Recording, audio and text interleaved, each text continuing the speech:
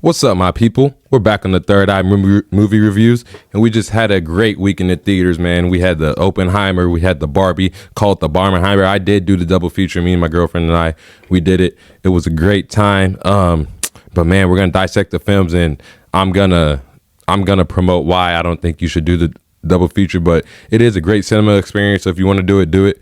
Don't take my advice for it, but I just always like to give true, honest meaning, so I will do that. But also, we're gonna be talking about Mission Impossible 7 that I caught on the early access event too. I'm very proud of. Thank you, Tom Cruise, for all the greatness that you have in filmmaking. And yeah, man, it's the Third Eye review. Let's dive into it, and I can't wait to crack it down, baby. Yeah, we're gonna start with Mission Impossible. So man, yeah, Mission Impossible was great. I've been waiting for this one with Tom, since Top Gun Maverick being my second favorite movie ever. Yeah, I just was really waiting forward to this one. I knew Tom couldn't come with something low after Top Gun Maverick, so I caught back up on all the Mission Impossibles because I've been in and out of them all my life. That's been something that's been early in my life, all the way graduating through high school with Fallout, and it's still being great. So yeah, I went back through the first 6 like a week or two prior to the film, and it was one of the best choices I made. It was just really cool to seeing how Tom really grew into that character and really grew into how Mission Impossible threw him into the stunt life and just really wanting to build cinema, and that building it to the viewer's eye and really seeing something that's grasping the eye, seeing something cool. And it's always cool seeing the movie, and when Tom's doing something, it's like, man, he's really doing that shit. So it just makes you take in the movie so much differently and enhance it in a different way. And especially in the Third Eye world, when I take it in, man, I just really appreciate what Tom's doing on the screen and stuff. So yeah, I went back and took all those in. The story of Mission Impossible is Ethan Hunt, and he went through some things of being on a mission and doing some things. So he ended up getting caught up, and yeah, he ended up having to go rogue and things through the year, just the ins and outs and becoming an agent, but having a team and going rogue and always having battles with family and getting out of the agency of the IMF and stuff. So there's a lot going on within the Mission Impossibles that I really don't want to ruin if you have not watched. So go in and dive into them, and yeah, you'll just really love those, because Tom Cruise, he just sets it off. So he sets it off real well, and I love it. So I think it's potentially one of the best action series ever. Within this, outside of a trilogy, you have to give Mission Impossible the respect it has. But yeah, Mission Impossible 7 was great. They actually dove into, I like how the timing of the story was with the AI. I think that's why a lot of people were discreet of it. They were trying to say it was lousy writing and more. I don't get how you get lousy writing when it's comparable to the times we're living in now. So I really just wasn't digging with that, and that's how some people were giving it a 3.5 out of 5 and stuff, and that's just like, what else do you expect? And they just really, I could understand if it was an AI story and they didn't run with it to a great way, and this is a part 1 that people don't understand. So like, we're obviously gonna get the rest of that story and more, but how they took the AI story and just forced it onto this can't get into the wrong hands, or the key in the wrong hands will unfold like madness for the world and stuff. And it was just really cool seeing Tom go from this this agent to like something different of maybe ruling the world, him having to rule the world for a better world, because he don't trust nobody without the key and controlling AI. So the part of Dead Reckoning, part 1, is awesome. From the action sequences to the dialogue, I love it. There's a lot of funny moments that you can blend in well with the characters. Simon Pegg does well, and I just love it. I love it.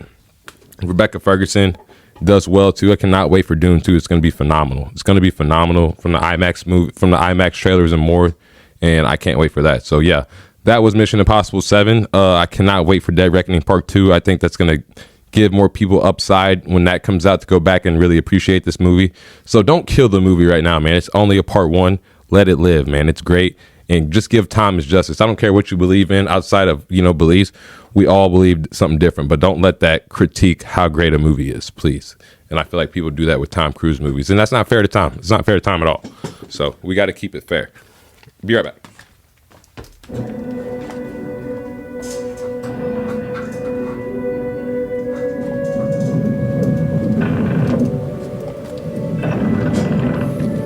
You have to keep it fair, and yeah, like, I just think that I think that people just take that out of the context of a great movie sometimes. Like, oh, Tom Cruise believes in Scientology, and that's just not fair to him putting time in to create a great movie for you moviegoers that go and truly want to buy into a great movie. He brings that to the screen. So let's not knock that when Tom Cruise makes movies and stuff.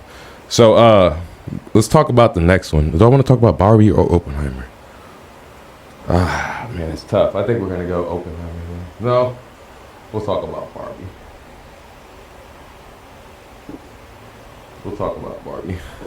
Barbie wasn't bad. Like, I just think that coming out of Oppenheimer, it wasn't the best idea to go straight into Barbie. I think it would have been better on a different day. But I mean, you just got to test and trial things sometime. But I'm really appreciated that I watched it. But I think I'll rewatch it when it comes out more to really appreciate the film. But right now, I'm just not really liking the film. We go into a world of the Barbie world with Margot Robbie and Ryan Gosling, and the movie tests the two Barbies in the real world, pretty much proving that the Barbie world is the place to be. And within the movie, I would think that, like, the real world's fucked up right now because people want to think their own ways and stuff. So the Barbie world is the place to be, to where you can have that mindset to be whoever you want to be and whatever skin you want to be. I do believe in the Barbie world and the mindset that it's bringing. But the message that, like, throughout the dialogue that was being pushed through the back and forth of Ken and Barbie was just not like how I was feeling and stuff. I feel like it was kind of trying to get to, I don't know what audience it was trying to reach. It's just hard. It's hard to reach 9-10-year-old girls with that kind of dialogue. But I think the 16 to 17-year-old girls might get it. So I don't know what kind of audience it's going for. But the guys really need to see it too, because it teaches a great story about how important women are in our world, and discretion and all that, and just not believing that it's a man's world, because it's not. All men are created equal.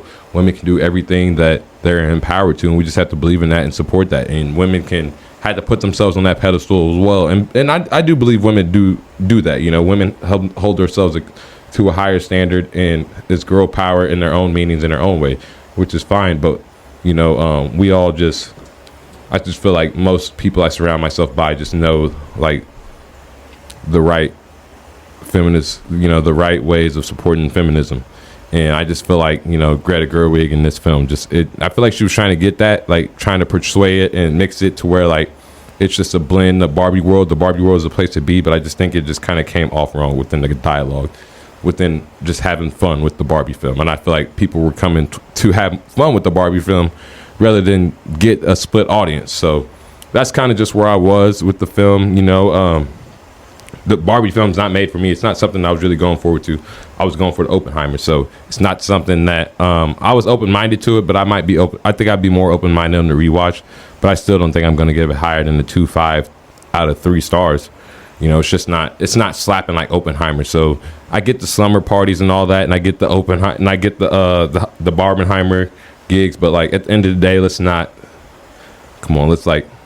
we know what the better movie is, okay? But let's go experience both, and everyone have their own experience. Everyone have their own experience. Don't take reviews. Reviews are for movie critics. That's how they feel, and that's how they can feel. That's fine. Movies are supposed to make us feel all types of ways, and that's why I watch very different types of podcasts. All different kinds of people have different favorite kind of movies. So we just have to respect. We have to respect what people say about and feel about a movie too, because it's not going to be the same through all ways. But I mean, this next film Oppenheimer was that though. I think I think it was really cool seeing how Oppenheimer was a 5 stars. Was a 5 stars everywhere for everyone that, like, I know. Like, all the people I follow on Letterboxd gave it a 5 stars, so that was pretty cool. And yeah, I just thought it was a great film. Oppenheimer was awesome. Yeah, so Oppenheimer's awesome. This is a film directed by Christopher Nolan. It's probably one of my favorite directors ever. Uh, yeah, he has to be. Him, Scorsese. I'm starting to love Spielberg a little more, and there's a couple more that I can't think of. I need to see Old Boy, and I probably can throw Bong Joon up there. But there's a lot of hidden directors that I love. But I think I think Nolan has the tip on Scorsese and Tarantino. Still haven't watched all the Tarantino movies that I need to, but I've watched the classics. But I still think not Tarantino. Nolan is gonna leave you with that Oppenheimer look of just thinking throughout every film. And I was going into this film knowing a lot, but I was open-minded. I knew the story of Oppenheimer. I knew the story of the atomic bomb, the fusion bomb, hydrogen bomb, the super, all that. So I knew that going in, but I was just really curious to how they were going to stay close to the lines of reality through what really happened in Oppenheimer's life. And Christopher Nolan did that great. He plays with time and stuff, and seeing the trailers with Albert Einstein and more, I didn't know how all that was going to blend, but he blended it super well.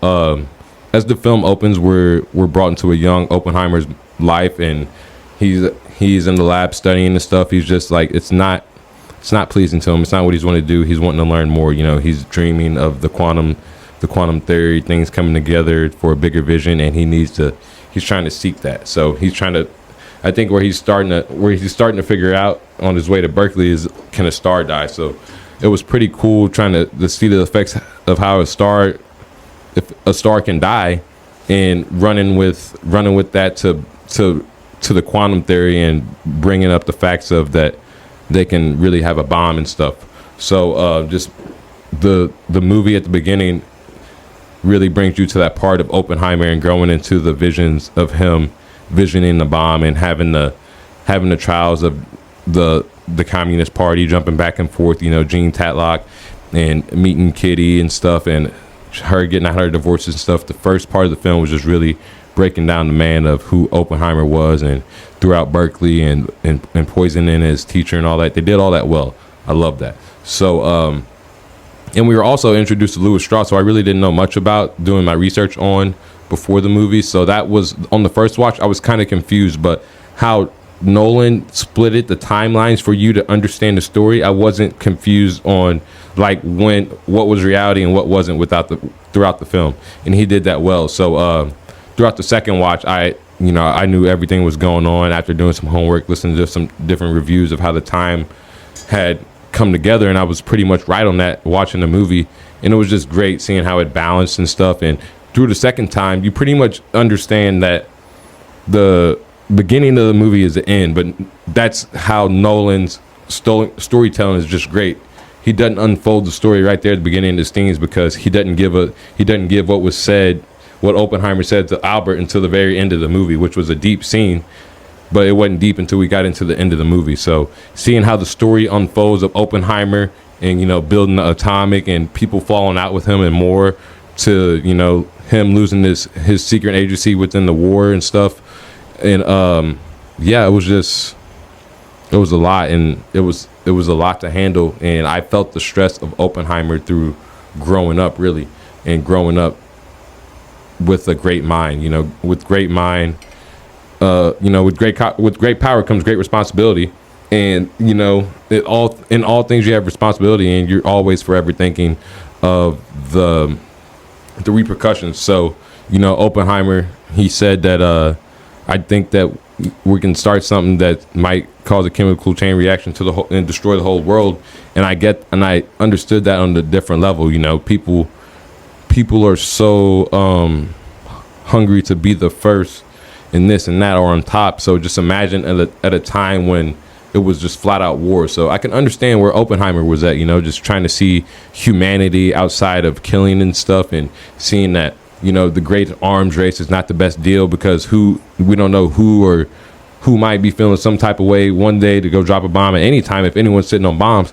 So it was really cool to just see how just how Nolan depicted the mind of just how the H-bomb didn't sit with Oppenheimer, and he just and how it depicted him it ruined his career because, at the end of the day, he did have something to do with it, and the Soviets getting it done first or whatever, and that it was end up being his fallout with the USA and stuff. But it was just, at the end of the day, he didn't see that he didn't want to do that. He saw greater good than war, but he just saw what needed to be done to stop this war. And now he's destroyer of all worlds, and we saw him building up to that throughout the stress, the battles with Gene Tatlock and all that, just the quantum theory of his mind, and just building to an atomic fusion. And just Oppenheimer's life was really something just hard dealt, and I feel like he was just really misunderstood. I just feel like he was really misunderstood, and Nolan did great of depicting that and making us see him from a different perspective, that for people that really didn't understand him for who he was. And he's more than just the guy who created the atomic bomb. I love some of the best shots from the film, I think, were when Oppenheimer was having the walk after the completion of the Trinity test, and he was talking to the people, and I think but they had just dropped the bombs on Hiroshima or whatever, or Nagasaki, and he was talking just to the blank crowd, and no one was, everything was quiet and stuff.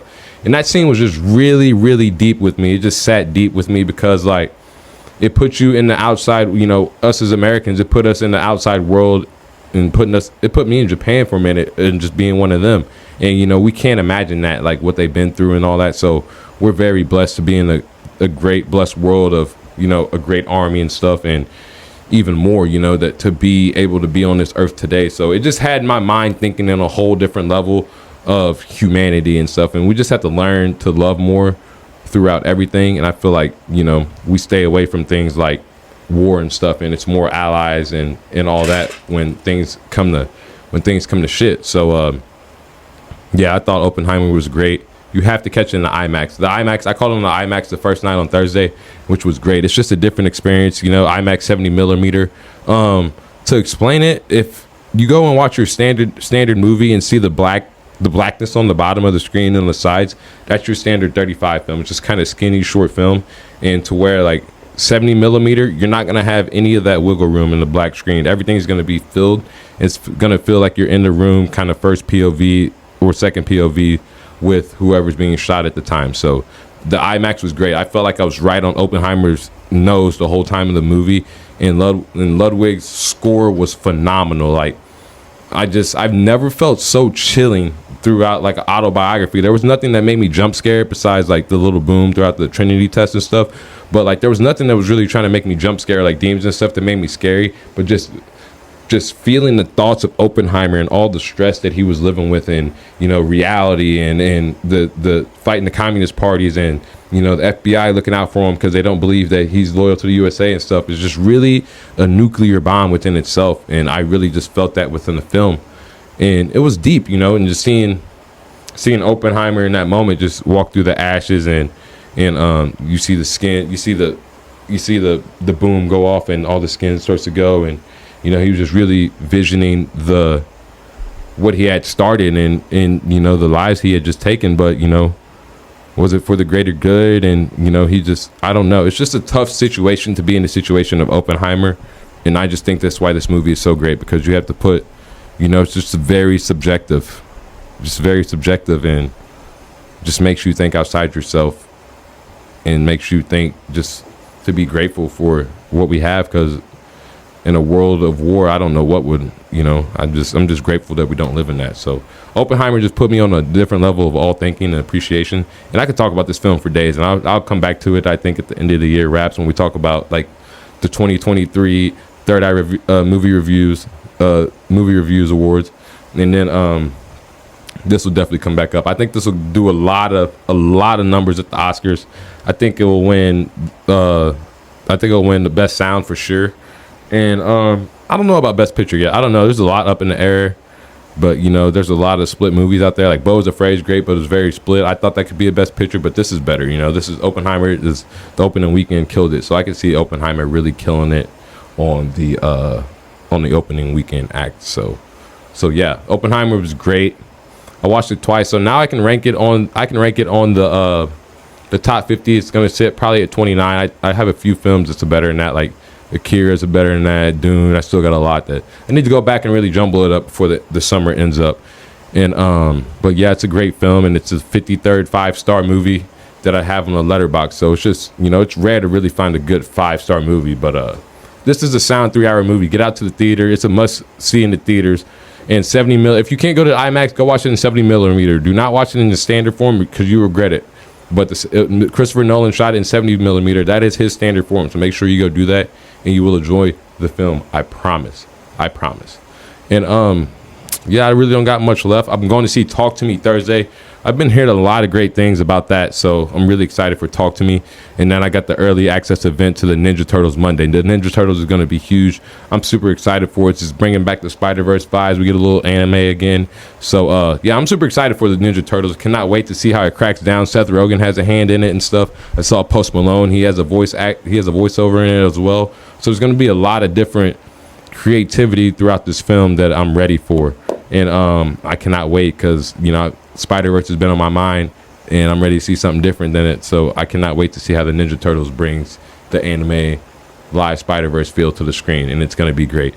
We're going to shout out some podcasts right now. Shout out to Raiders of the Lost podcast. Make sure you check out their Oppenheimer review too. It's great. There are some guys that I listen to on the daily to get some movies to watch and all that. So go check out their Oppenheimer review. Go check out the Was It Good Though podcast Barbie review. As I really can't speak on the film, I know they loved it. So people that loved it, you might love their review more than mine and can get a different look on it. So go check out Was It Good Though podcast. Go check out Just Another Movie Night too. They had a great podcast talking about the Oppenheimer that I still have to dive into myself, but I've been seeing short clips and stuff that it is out. So that's something I will go over to. Scott and Christy host that.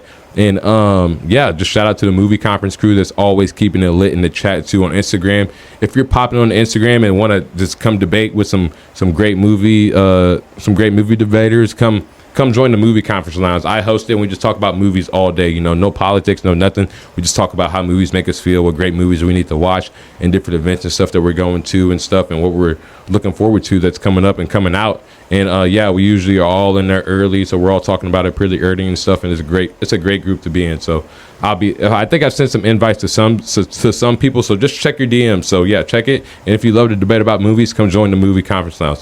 Shout out to the barn that hosts the Third Eye Review. I love this place. It's been booming all summer. We got the Knuckleball Primetime that's holding sports down and all that and more. And we got the Vulgar Display podcast. Been doing the metal Birds and Swords, just getting the stills cooking with the video games and stuff. And yeah, the Prospect League with the Knuckleball Primetime. So make sure you tune that in. We're still kind of getting around. I got to watch some more games myself and stuff. Just been umpiring, but things are getting to where they need to be. And yeah, that's all I got today. Make sure you guys get out to the movies, man. The movies are the place to be. And it's just better than sit at home. Like, what else you doing? Get outside, go watch a great movie. And yeah, it's worth it. It's just totally worth it. And go on to Tuesday if you can't afford it. Tuesdays are like $5 Tuesdays still. So if I'm right, go do that. If you don't like spending $16 on tickets, but if you want to see a great movie and great picture, you're gonna have to spend a little bit more money to go see it in IMAX. So this is Swervo, your host. This is episode, I believe, 21, but this is the episode of the Oppenheimer, Barbie, and the Mission Impossible 7. So enjoy tuning in to the Third Eye movie review at Third Eye with EYEE review on the Instagram, and make sure you follow me on Facebook at Daryl Buchanan, Letterboxd at Daryl Buchanan, and we're out.